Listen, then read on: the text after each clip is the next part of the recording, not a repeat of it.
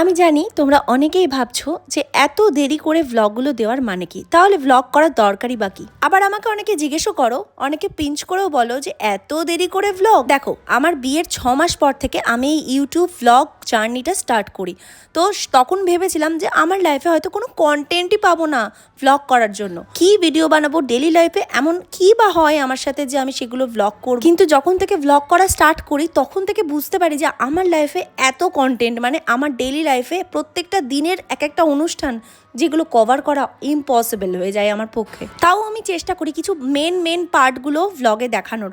সব কিছু everything, each and everything আমি দেখাই না। যেগুলো আমার লাইফে মনে হয় যে মেন জিনিসগুলো ভ্লগে দেখানো উচিত, সেগুলো রকমই আমি ভিডিও বানিয়ে থাকি।